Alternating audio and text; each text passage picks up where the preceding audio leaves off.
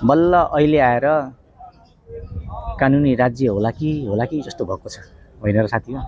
किनभने हिजो यिनै तीनटा टाउके एमाले काङ्ग्रेस माओवादी पालो सत्तामा बस्थे, नागरिकलाई दुःख दिन्थे र आफूहरू मोज मस्ती गर्थे, होइन? आज तिनै खाडीमा बस्ने करिब 40 लाख युवा युवतीहरूले पठाएको रेमिटेन्स देशको लागि एक हिस्सा बनेका छन् भने तिनै खाडीमा बस्ने युवा युवतीले आफ्नो परिवारको निम्ति, आफ्नो घर परिवारको निम्ति अलिकता सुन पनि लान पाउँदैन थिए।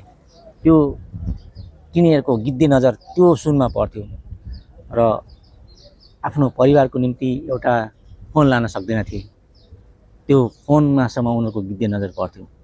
तर कुन्टलका कुन्टल त्यही एयरपोर्टबाट सुन पास हुन्थ्यो।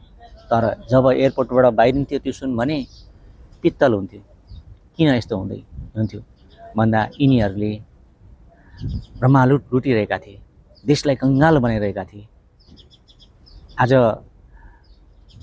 केपी बालाई यो सरकारले प्रतिशोधबाट पक्रियो भन्छन्, त प्रतिशोध होइन, कानुनी राज्यमा यदि उहाँले गल्ती गर्नुभएको छ भने कानुनको भागीदारी हुन्छन्, यदि काम गरेको छैन भने सफाई भएर आउँछन्। के को रोइलो यो बाटोमा? आखिरमा ती पिट्ने र कुटे खाने ती हाम्रै दाजुभाइ होइन र? त्यसैले काम गर्न र अनुसन्धान गर्नको निम्ति लग्या हो, गर्न दिनुस्, रोइलो नगर्नुस्। यदि उहाँले निर्दोष हुनुहुन्छ भने उहाँ सफाई पाएर आउनुहुन्छ।